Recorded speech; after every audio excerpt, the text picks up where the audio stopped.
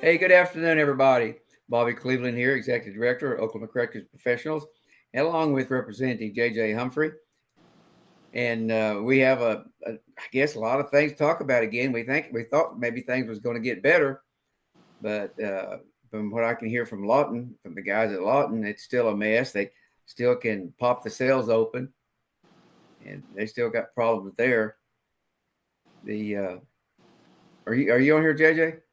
I am on here, Bob. I'm looking at my computer. I was having little computer programs having to go off my phone this morning. My computer's updating, so I'm about 83%.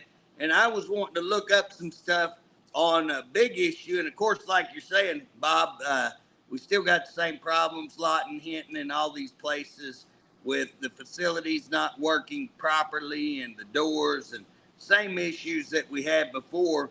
But Bob, I don't know if you saw this recent news report from Daily Oklahoma. Have you been paying any attention to that, Bob? That's the one on the death. Yes, I think that's astronomical. And I was wanting to pull up and see if I could tell how many total deaths that we had. I think it's somewhere in the neighborhood of 127, 128 total. At one time, I heard that there were still about 80 cases before the medical examiner that he hasn't done anything yet. Well, and that's one of the things that I'd want to talk about, Bob. I don't know if them 80 are included in that or not included in that. And when people hear us talking about, well, why wouldn't they be included? And it's because that the medical examiner is so far behind that they're not ruled yet. So they've not been ruled accidental, death, murder, something like that. So again, are those 80 some odd included in that 128, or are they not included in that 128? I think those are big questions that we've got to ask. Well, I know that we're high. So we're going to have a major year in death that continues the way it's been going. Well, I know it was trending higher. I think we're up to 70 something right now. So if you figure that we're about, almost 7 months into it and you're sitting at 70 something, one would assume that number is going to end up being higher, but you never can tell. They've had a little slower week this week, so maybe things are slowing down. I will tell you one of the things that they've had that they've been really lucky on. We've had some hot weather, but Bob, we haven't had normal hot weather, what I would say like we normally do, because it's been pretty cool, and that people don't realize how big that is, but that's a big deal. Well, it's we're going into August now. That's the hottest time right now. It could, and that could change things big time, and of course make a big difference in things. We just definitely, having to watch that. But Bob, one of the things, and I can't pull that up just yet. So one of the things that I want to talk about was just the number. When you look at the number of deaths, they had accidental deaths. And I was wondering, what is an accidental death in prison, Bob? Is that, normally we think accidental death, car wreck, something like that, employment wreck, out there working heavy equipment. That's not the case. I think I looked somewhere there at OSP and they had 8 accidental deaths. And I was looking for, ODs, people who died drug-related overdoses. And guess what? There is no column. And Bob, I would think they would have a column for ODs. Yeah, because there's been a number of ODs. There's no question about that. Well, and you would think there would be a column for that, but I didn't see anything that addressed that. And I was trying to look under, does that come under natural causes? Another alarming number, I think there was 20-something deaths at Lark on natural causes. And Bob, that just seems an astronomical amount of people. You know what I'm saying? Is that Lark or Harp? Well, I think Harp had 14. I would have to look and see if Harp had 14. Harp had 14. I was getting a call there, Bob. Harp had 14, I think, and Lark had 28 or something. Again, I don't have my numbers up on my screen because my computer has went haywire. But that's the numbers that I wanted to look at and talk about today. Because again, you know, how many? Do you know how many is at Lark? I mean, I would assume that they probably have a pretty large number. 1,500, somewhere around that, maybe a little larger. You know, they've got a population moving in and out, so you would think that they wouldn't have as many deaths. What about the ones that died in the hospital? Recently, I haven't heard anything on that. What's that going about? Well, if they die in the hospital, do they cover that, or they don't count that? Yeah, that would be, Bob. That would be. It doesn't matter if they die in the hospital or not. They're still DOC, and so I think it should be counted. But Bob, I will tell you this. Everybody read those numbers and were alarmed at those numbers, at the height of those numbers, at just how many people had actually died. And to tell you the truth, I looked at those numbers and said, I think they're low. Well, when you look at the number of people that we have, where's those shortage on staff, that's not a bad number. No, I heard too.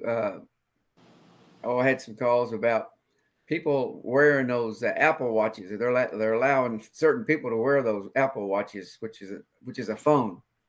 Right. Have you heard anything about that?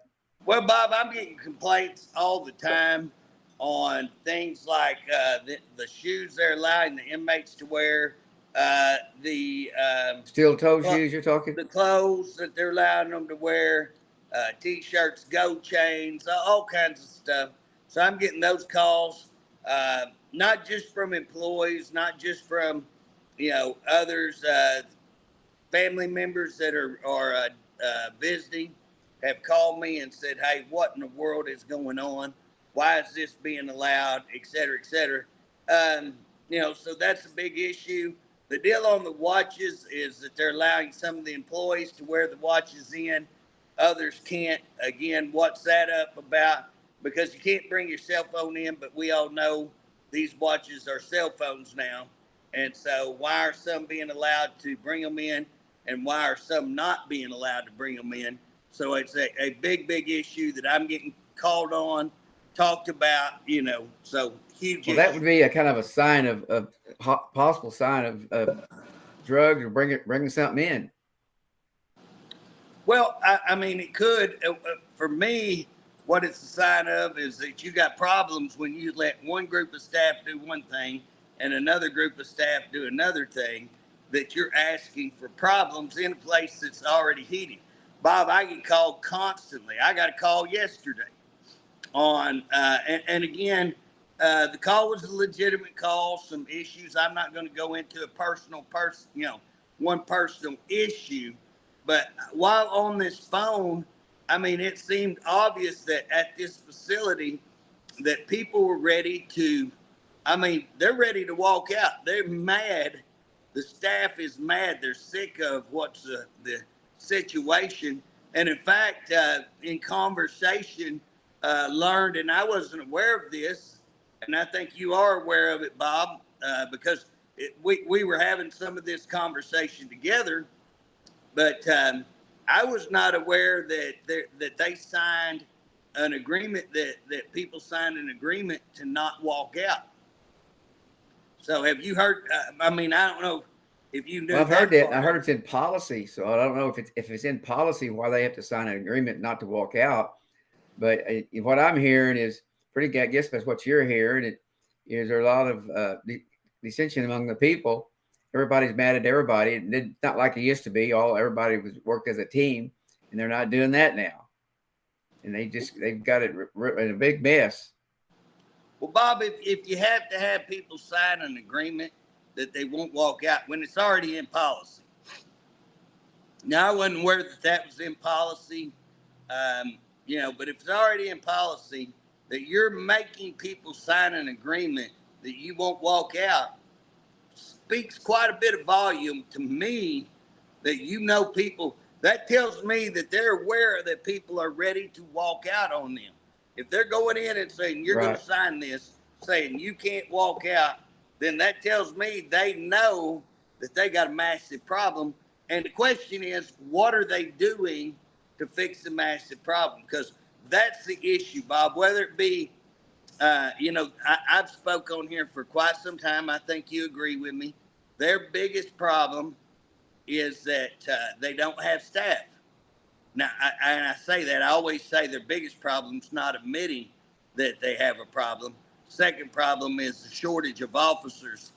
But what are they doing, Bob? I mean, what have we seen them doing to bring in and recruit that kind of staff?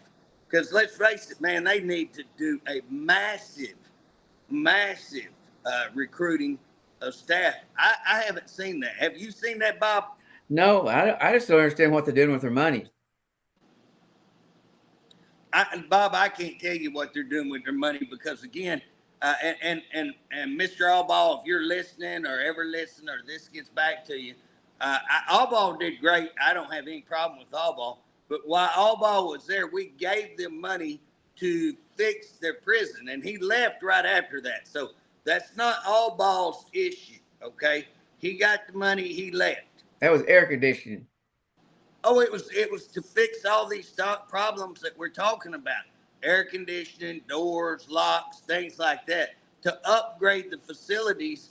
And again, what happened? I mean, because we're looking at, now when you look at Hamilton, our Great Plains, Hinton, I mean, not Hamilton, Hinton. If you look at Hinton, that money wouldn't have been included for that prison because we didn't have it yet.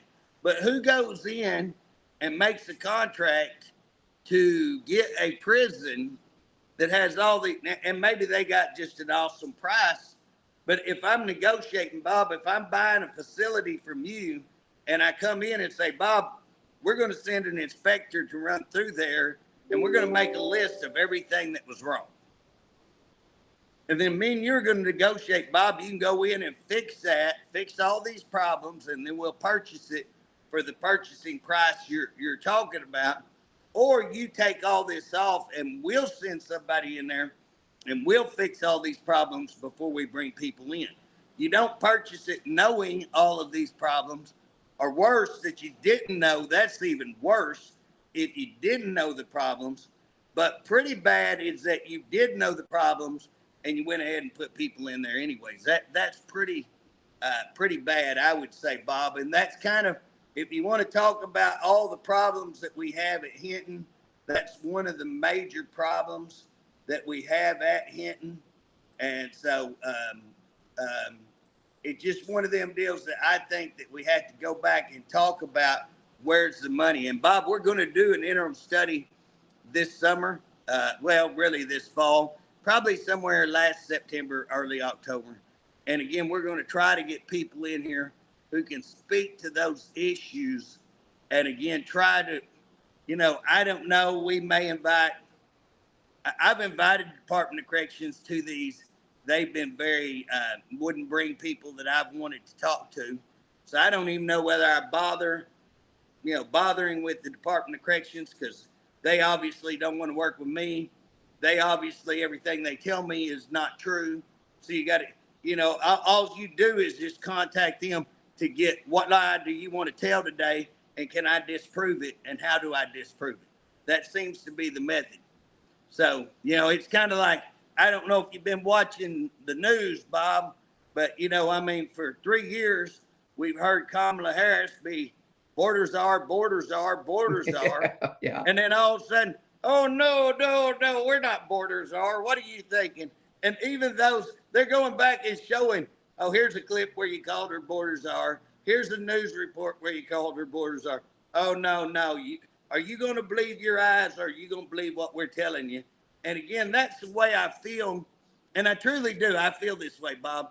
That's the way I feel with the Department of Corrections, is that, you come in and you say, hey, you had a little mini riot. And Bob, I found out, we were trying to find out. This is so funny that I have to find all my information out down the channels, through back alleys, whatever. because they had a problem at Crabtree, and Crabtree is generally not one of the ones that we hear a lot of problems out of. And so they did have a small problem, but I don't think that that it was a major problem. Just stuff you normally consider that happens in prison. Had a little beat down, but it sounded like for legit reasons and stuff like that. And it sounded like it was handled properly. And so again, Bob, a lot of people don't think that I can say that the department handled something properly, and they do. And Bob, while we're on here, a lot of families are having problems with this new process. I think it's correctional access, I think is what it's called. But it's just allowing family members to go in. If I understand it right, because I sure didn't get this from the Department of Corrections. They never share anything with me. But anyways, it allows family members to go in and put money on the books of the inmates so that they can get stuff. If they have a pair of pants that got ruined, they can have money to go get a pair of pants or whatever, And here's the deal. It lets DOC control more of that money. So guess what? If we got any family members that are mad, I hear y'all thinking about getting hold to the governor on that. I want to encourage you, think about what you're doing. This is, you know what I'm saying? You don't hear me agreeing with DOC a heck of a whole lot, but I'm going to tell you something. Kudos to them for this one, because that lets them control the money more. That helps stop extortion. That it lets inmates have direct access. Instead of you sending it getting lost. We get so many problems with all that. This lets that money go right on there, and then they get to apply it. I think it's a good process. How many times have you heard me bragging on something, DOC, Bob, here lately? Not a whole lot. We're going to give them a kudos for that. Again, how they handled this Crabtree deal, I'll give them kudos for that. From what I'm learning, back alley. So those two things I definitely want to say. But again, Bob, those are two little items. One of the other things, they let inmates have access. They're going to let them put these on the canteen, I think, where they can buy the cooling rags, maybe buy the cooling T-shirts with August coming in here, like we talked about the heat. They're letting them do that. My problem, Bob, are we getting anything for the officers? The state should be providing that for the officers. Those officers are down there in the same heat, down there on the same runs, no air conditioning. They're having to wear uniforms. They're hot. They have to wear all kinds of stuff on that. Again, they need access to the same thing. In my opinion, the state should be supplying that. And so I want to speak up for the officers that we need to find some way.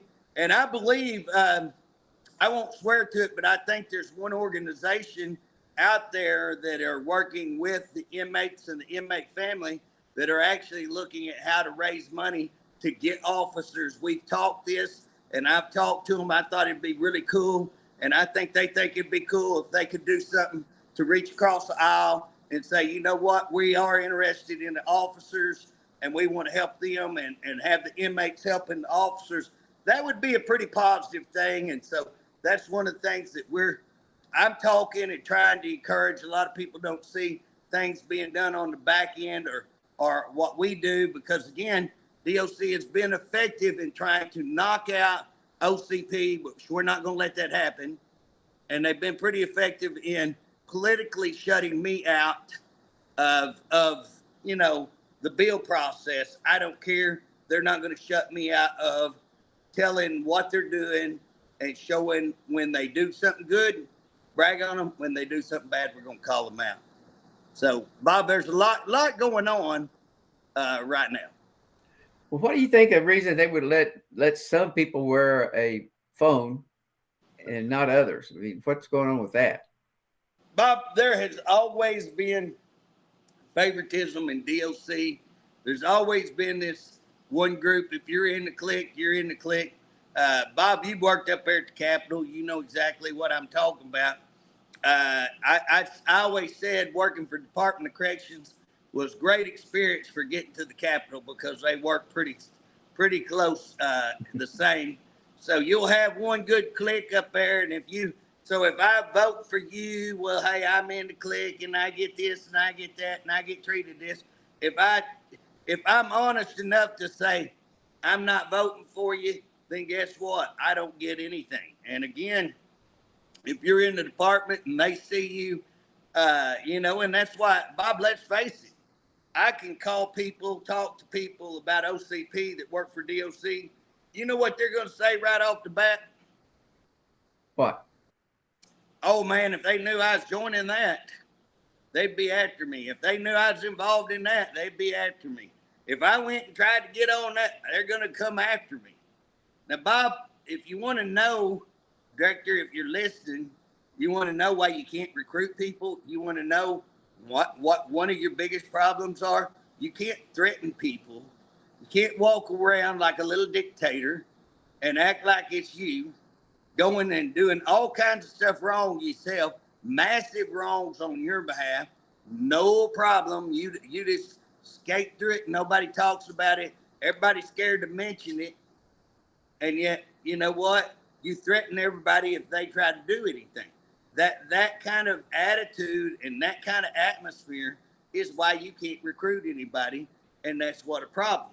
And anybody, and Bob, we kind of talked about this last week, but one of the things I was really proud is to see our former president candidate right now, Donald Trump, bring in the unions. And again, Bob, I know the unions have had problems. I know that we can talk about unions out there. Right now, the teachers union, you've got a couple of teachers unions, so I don't want to lump them all in one group, but we know some of them are pretty bad. We know some are okay. But I do like the fact that he's willing to talk and bring in the employees, the actual workers, and let them have, a place. And this director doesn't want to let, his employees have a platform, a voice, a real voice that's not afraid to tell him what's going on. He does not want that. He hates that. Look at what he's done. It's been unbelievable what he has done to try to kill that. And the things that he said about his own employees. And so, it's okay that he cusses me and you or talks bad about me and you. I think we can take that. But what we are is representing his employees. And for him to talk like that or not offer them that platform is pretty, it speaks volumes. I don't know. I think so, Bob. But in answer to your question, I think that's what, if you're in the clique, you get to do what you want. You're not in the clique, you can't do anything right. Well, that clique, however they're doing this, it has to do with getting contraband. That's a good way to get contraband in there. And so it's very concerning about contraband. Well, Bob, we talked about people going right through and not getting checked and not. Yeah. And again, here's where I'm at. If I'm the director and I walk up, guess what I'm going to do? I'm going to go through the same process anybody. I'm talking, I would want to be treated like whoever walks in, no different. And again, if it was me, I'd show up 5 o'clock in the morning. Maybe people would recognize me, maybe they don't, but I walk in there and be treated like everybody else. When Allball and I went to prisons, he took his shoes off, run them through the x-ray just like anybody else, and did the very same thing that I had to do, and did it every time. Bob, I've been to McAllister numerous times, and guess what? I've been boots off, belt off, spin around, whole 9 yards, check your socks. And you know what I always said when we get done? Y'all doing a good job. Thank you. Thank you, man. Keep doing a good job. Awesome job, because that's their job. And Bob, when we worked the Oklahoma City bombing, I worked at, and I was positioned right down there where now they've got the pool and the seats out there. So, I was guarding, I was put on point right there where that bombing happened. Right there. And we had the main bulk of who was coming in and out, FBI, the workers, the construction workers, lots of construction workers down there, OSBI, Oklahoma City Police. Just so many. It was constantly busy. And here's what's funny: the FBI, the first night I was down there, they had that attitude like, "I'm the FBI. You just get back. You know, we are not checking us." And we were supposed to check everybody, all the same, all the way through. And anyways, we complained to the upper echelon of the FBI at that time. And I can tell you, one phone call, and next day they come through. Thank you for the job you're doing. I appreciate the job you're doing. Here, look in this, look in that. You know, that's leadership. That's leadership. That's who the FBI Hey, used to be. change the subject a little bit. There was a guy that on top of the roof there at the last week, in a suit, where the snipers Yeah, were. the shooter. Yeah, Thomas Cook. And he was telling them what he wanted to do, have this done, that done, send all your pictures to me. And they didn't know whether he was FBI or what he was. Right. And they still don't know. Well, Bob, they checked, and he was, if I'm not mistaken, I want our listeners to know I don't want to act like I'm any expert on this, but I have kept up with it pretty well. I know a whole lot of stuff on it. And that guy was the ATF, claimed to be ATF. They did check. He was ATF from what I understand. But now that guy's gone dark and nobody can locate him, which is a little troubling. Well, I hadn't heard that, but there's so much of that going on, you know. Well, Bob, I don't know if you watched that. And again, we're going to get off for a second. Y'all guys allow us just chase one little rabbit for just a second. But Bob, I wrote a Facebook. My wife said, don't do it, but I couldn't stand it. And I said, Acme terrorist kit, Wile E. Coyote, 1995, purchase it. One letter that can't be detected by the FBI, one AR-15, able to go through FBI checkpoints, one of those rangefinders, a drone that actually can be programmed to fly across the no-fly zone. People need to understand the ability, what it takes to reprogram a drone to fly. So you're not allowed to fly drones. When you plug in a drone to originally start them up, those things are already pre-programmed. They won't fly into airports. They won't fly into places that are no zoned. And when the FBI and the Secret Service go in to one of these, they zone these out.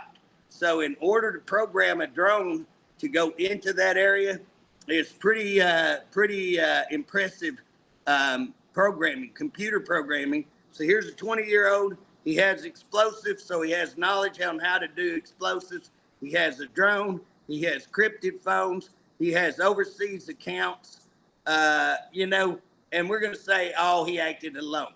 If you listen to the playback on, so they can filter the noise, they can slow down the gunshots. You can tell the distance by the sound of when it first goes off to where it makes impact. You'll hear thump, pat, thump, pat. You can tell how far that is by the time that elapses. Also, you can tell the different guns because you'll hear thump, pat, thump, pat. And then you hear bat, bat, bat, bat, bat, bat, bat. Different guns. You can hear it, obviously. So, again, for them to get up, FBI Ray, to get on there and say, same shooter, we think it's this, unbelievable. I think there were multiple shooters. All the ones who've analyzed it think there's multiple shooters. So again, it'll be interesting to see what we come up with. Yeah, that'll be the day. Well, basically, getting back to DOC, I think this week has been a pretty nice week. Unusually, yeah, Bob, they've had a little slower week, and so maybe things are getting down, getting something done. But I haven't seen where they've hired more people, more officers out there. No, Bob. And here's the deal. You can have a better week. We're not talking about better weeks. We're talking about, what's going to happen overall. Are we going to have more people? Again, Bob, I said it the other day. when the governor come out, and I'm gonna keep beating this drum, when he come out and said enough is enough, and I really, the minute I heard that, I jumped up and go, looky here, because again, what have we seen?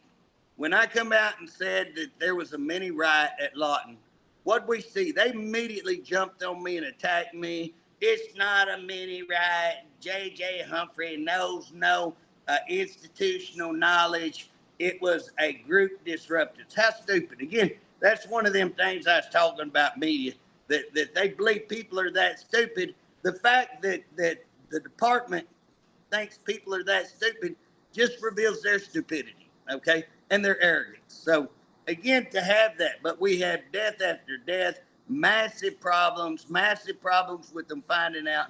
And so the governor comes and says, enough is enough. And Bob, the reason I keep bringing that up, because me and you have stood on a stump hollering that for 2 years now, and for them to get up and say, Bobby Cleveland is a hater, JJ hates, and that's the only reason that they say this is to try to make themselves politically look good, and they try to destroy us. I mean, they went, Bob, do you feel like they went after you? I feel like they went after me. Oh, yeah. Oh, no question. Politically, openly, whatever, they've tried to ruin you. And I would say even, I mean, they've really tried to ruin, well, they've tried to ruin both of us. But here's the deal. Now we have the governor saying enough is enough. Okay, well, does that mean that J.J. Humphrey and Bobby Cleveland were right? But let's look at this. Let's look at what's going on at Henry. Now we have this report that shows massive people being killed or dying.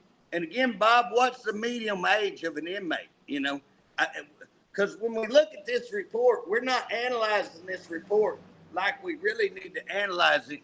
Because if you have 26, 28 people die at Lark on natural causes, so let's just see, you got a town of 1,000 something, and 20 something people die in a year, and they're all about, so let's say that you have a town, and let me just pick a little old town like, say, Lane would be a good deal. We have probably about 300 to 400 there. Let's pick a little bit bigger. Say Colgate. Colgate probably got over 1,000, over there. And we're going to have 27 people die. And let's say that if we could take out all the elderly people and that we could have a medium age of, say, 40.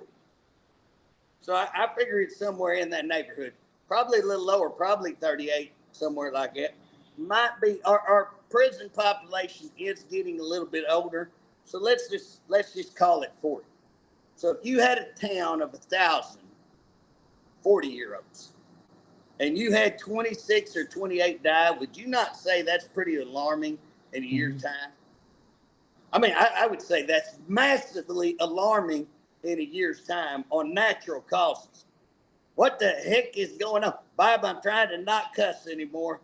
Oh, I almost slipped right there because I wanted to say what the hell's going on, because it's just like, what's going on, But nobody seems to be drilling down on that. I'm drilling down on it. It's like, wow, that is a large number. What's even more amazing on this is that you have, accidental. So let me give you an example. If my memory, and I'm trying to pull it all up, but if my memory is let's see if I can click on this. If my memory's serving me right, I want to say in this report, OSP had 8 accidental deaths. Now let's think real quick. OSP is a lockdown facility. Last I seen, nobody's driving at OSP.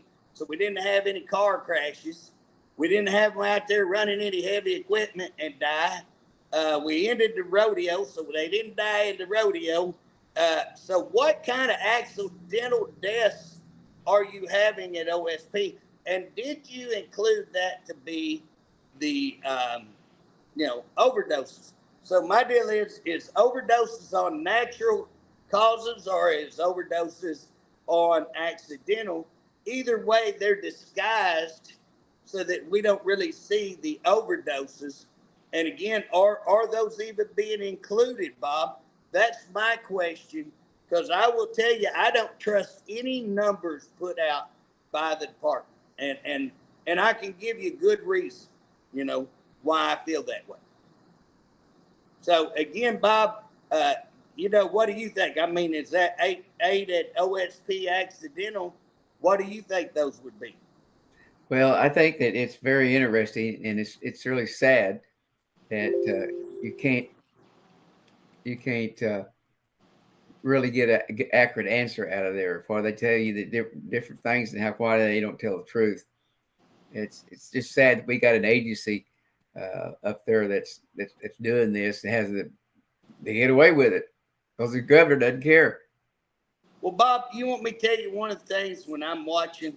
I got so tickled. Did you see that girl interviewing Cheadle the other day? And she goes, are you aware that your opening statement was released early to this news media? All happened to be all Democrat, all liberal medias. And she goes, I don't know how that happened. And no girl went, BS. She called bullcrap on that one. You know what I mean? And she goes on and she's asking her, well, did you bring in this? No, we don't have that information. Oh, ain't that? You knew you was coming today. You knew you was going to be here. Why do you not have this information? And Bob, if you looked at what they're talking about, Ray, that he was pretty open. He wasn't open. He didn't tell you nothing. I mean, there was nothing he told that I heard of any interest or that we didn't already know. And the question is, why are these people are not coming out and having reports immediately? This is to the American public. They should be out immediately. We're seeing all this on video and they're not addressing it. They have to have a subpoena. They have to be forced to come in. And then they say, well, we can't talk about that right now. I'll defer that to this one. And then that one shows up and goes, well, that's not really my department. That's this department. That's this department. Guess what, Bob? That ain't just in Washington, D.C. That's here in Oklahoma. And if you want to see the biggest abuser of that, guess who it is? Take a wild guess, Bob. Oh, boy, that's kind of hard. Would it be DOC? I give you three guesses. The first two don't count, Bob. It's going to be Brother Harp, So, again, here's the deal. I'm chairman of corrections. Do you think I can call over and get one thing? If I call over and say, hey, Director, I'd like to see where you got qualified to carry a gun. Could you please send that to me? Pretty easy to send. Not a problem. Nope, we can't send that to you. Hey, Director, I'd like to see how many people do you actually have coming in and actual boots on the ground working today at these 4 prisons. Nah, we can't give you that. What possesses them to not give us that information? And then, Bob, you can come over here because you've released information. Now, here's what's funny. They denied having the information that I had. They said, oh, it's a lie. JJ hates, JJ's lying. And then they turn around and go, the reason that we're not going to let you have this information, that ought to be public information. And do you get this? An unelected bureaucrat telling an elected chairman of corrections over him, yeah, we're not going to, you answer to us, we don't answer you. You can come over here and look at it. Now, it's confidential, but it's not confidential in our office. It's only confidential in your office. So we can, you can come over here and look. We're not going to let you take it over there and look. Ain't that amazing that they're going to dictate to you what? And then they turn around and say, and the reason we're doing that is because you leaked this information. Well, one, y'all claimed you never had the information on the showers. So how did it mysteriously show up? 2, did you send me that information? Because I can promise you I did not get any information from them. So how did I leak information that they never gave me? Now, did I have it? Yes, I did. Did I notify them and ask them to check into it? I actually did. And Bob, you know this, that when I got that information, I didn't run out and leak it out. I went and called them and said, hey, you've got a problem. I've actually got the email to show that. they emailed me back and said, no problem, you're wrong. And then it was put out to the media, but I didn't get that information from them. So therefore, I didn't leak anything. And so again, here you have this agency, Department of Corrections, that has massive problems. They're having all of these murders, these deaths, and then they're not listing them correctly. Bob, we've talked about, but let's just so our listeners understand where we're coming from.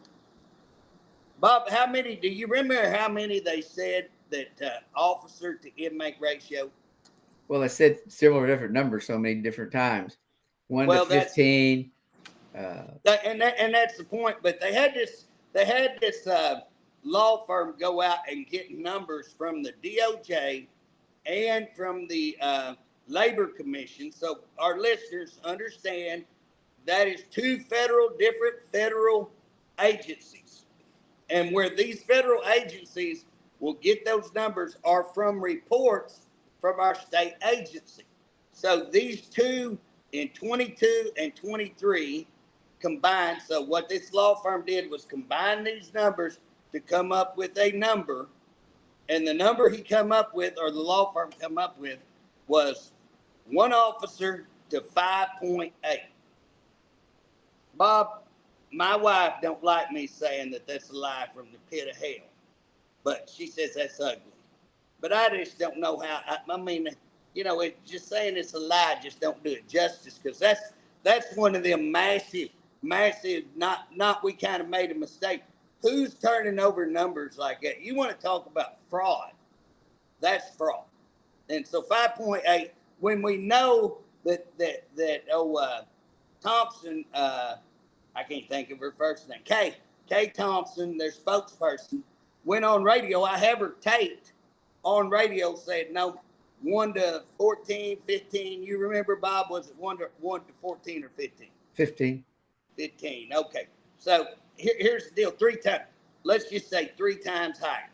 So their spokesperson 3 months earlier come out and said it's three times higher. They come out with the numbers they turn over to the feds. And even with the lie from the pit of hell, they're still the worst in the nation. They're lying and they're still the worst in the nation. Get that, Bob? They are massively, they're lying. They must take down every mirror in their house. I don't see how they could even look at themselves and tell such a lie. And it's still the worst in the nation. Bob, we were also the lowest paid in the nation, if I'm not mistaken, on correctional officers. And I think I looked at one report that said we're like the second highest in these deaths. So in that going on, and I find that hard to believe. Louisiana, I think, was one who beat us out of that. I have real doubts that, I think we're just not reporting all of it. And again, that's why I have a hard time, Bob, when we're talking about numbers and people think I'm being a little rough on them. I think that's why. Well, they don't tell us the truth. They have not told us the truth, Bob. It's unreal at how much they have lied to us. And again, how much, Bob, the issue I have, I'm wanting to have this interim study. And guess what? I seriously doubt that I get any information. What I will probably do is go on one of these radio shows, one of these news stations, and I'll get a report and I'll factualize. Here's what they said. Here's how you know they're lying. And I'll go get another report and say, here's what they said. Here's how you know that they're lying. I'll get my report showing, would you send me this information? Would you do this? Showing I requested subpoenas. I'm going to do that. I'm going to come out and show I've requested subpoenas. And I probably won't have those who denied me in, but I've thought about asking them to come and say, hey, can you tell us why you denied these subpoenas? That'd be quiet. But I don't think I'll put them on the spot that bad, Bob. What do you think? Yeah. Well, we have in some cases we've heard it as one officer for 600 inmates. Well, Bob, I got some records that show, and I've been a little reluctant to put those out there because, one, if they don't go after me, they'll go after other people on how I got those records and all of those kind of things. Again, there, oh, he leaks this out, I didn't get those from you. I requested those, and I can show you that I requested them. And then when you refused to even acknowledge me, that I went in and asked for a subpoena as we're supposed to. And then again, I didn't get any response from that. I got zero response. So not only my own leadership ignored me, but they ignore me. And again, that goes back to what I'm talking about in Washington, D.C. If you can't answer the question, just deflect and say ongoing investigation, or just don't answer. Don't show up until you get a subpoena. And they're working the political scene and they don't get subpoenas. So again, they've got everything running in their favor, but we're going to be able to show, hey, what's going on with these things? What's going on with these kind of numbers? And again, trying to get Bob, and I just want people to realize this. Even under the last administration, who I really did like, I want to say I did like our last director. Now, we had our differences and we fought quite a bit, but I liked him. And I honestly think he knew that. We had a pretty good relationship, him going out decent. But again, I believe he did care about his employees. I really think that. But Bob, you remember 3 years ago when we started asking, how many employees are you short? How many correctional officers are you short? Yeah. 3 to 4 months. Now, if you walked into any employer, Bob, you worked around Walmart pretty much. They've got businesses all over the world. Am I correct? Correct. And if you walked in there to their administrator, and you've been around their administrator a bunch, I know you have, and you said, hey, could you give me an idea how many employees y'all got? What do you want to bet they could get on there and tell you within Absolutely. 10 minutes probably? Grab phone and say, hey, my assistant, would you pull this up for Bob? Boom. And then if you said, well, how many is that up or down from last year? Hey, can you include last year's numbers and subtract or add, which is that an increase? Show if it's an increase or decrease. And if it was, by how much and what percentage? You think they could probably have that to you in 20 minutes?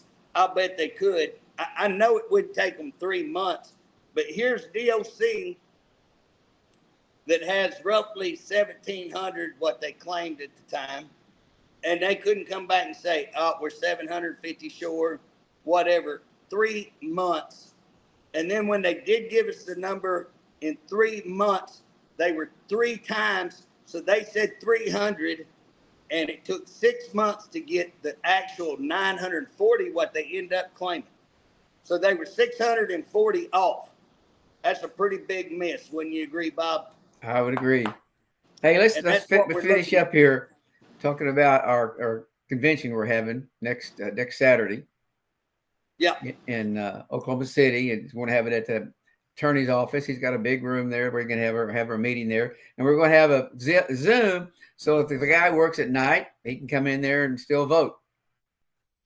So then they can view it, afterwards. It'll be on there. They can pull it back trying to make it get fair for everybody to see, because it's so hard to get anything for a DOC, because everybody's tired when they get off work and they don't feel like going to some convention, to get into it. And so I understand that guys are working long hours.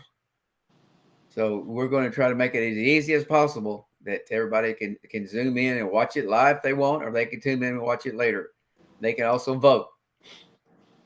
Well, Bob, we're going to announce we got one more show to be on before next Saturday. And so we're going to have that in Oklahoma City. I'm planning on attending in person, Bob. But we're going to have that in Oklahoma City. And again, we're going to go ahead next Friday and put out where you can get on that, because we don't have that worked out totally just yet. So we're going to be able to get the Zoom link. So if you guys want to know what Zoom link to go to, catch next Friday with us on here. We'll probably try to start with that, telling people how to get on that Zoom so that the following day you can follow us in that meeting, follow the elections. And Bob, just so people know, you kind of got to hijack old Scott Everson, who I will just tell you I ain't got much use for, who's tried to ruin this organization and let the director use him like you wouldn't believe. That's J.J. Humphrey. Scott, if you want to hate anybody, hate old J.J. I'll be okay with that. And so here's the deal. He's hijacked a lot of information, I believe, illegally. I really encourage to sue him. I think that'll show that. I think that'll be where the rubber hits the road. But at the end of the day, when we have this meeting, just so we're clear, Scott, when we have this meeting and we have an appropriate election on Zoom for everybody to watch and make sure that it's done appropriately, and we elect a new board, then there is no reason. You have resigned. We have officially elected a new board. We're going to make sure that all those elections are done within and by policy. And then you have no reason. Well, by the way, that's something he didn't do in 3 years. Yeah, we're doing something, like I say, never did. That's only an excuse. He just used that as an excuse to do that. I mean, it's all it is. To hold on to it. Bob, we're doing a proper election. We're doing a proper meeting. We're doing an announced meeting. I mean, we're doing all kinds of stuff that he never did. And so, again, we're going to be legit, but there is no reason for him to obtain all the information on who is in this on our webpage so that we can go out and do live videos like he tried to shut down when we were doing so great. Why would anybody shut that down when all your viewers are wanting to see that? That's quite interesting. But again, Bob, am I wrong? He will have no reason, because I want to out him right here. Scott, after Saturday, not this Saturday, coming next Saturday, let's hear you, because your whole purpose has been to try to destroy this. I just want to set the platform. You got nothing else left. You got no reason left. You will be a low-life, coward son of a buck if you don't give the stuff back after this. And words I can't use the proper adjectives to describe my feelings towards you if you do not give this back. And I will encourage you to be sued. I will really encourage us to go after him if he does not do what's right and give this information back. And in fact, I will look at trying to see if it's not illegally held and try to pursue that angle my own self. And so, again, I'm talking J.J. Humphrey, not talking for OCP. That's me, what I feel. Yeah. Well, hey, I appreciate you being here with us today. And did your computer ever get set up? Bob, I got my computer up, but I've been trying to pull up that information, and I could not find it. I couldn't. I would have had to search, and I couldn't find it. So I did get my computer. I do have that information. I think the numbers I was given are pretty correct. And again, we can do it next Friday. But I thank you for being on here, and I'll see you sometime this week. Yeah, I'm gonna come up one day this week, Bob. I've got some equipment I got to bring up to Oklahoma City, so I'll holler at you. Okay. Well, let's say we'll sign off and see you guys next Friday. Awesome. Catch you later. Bye-bye.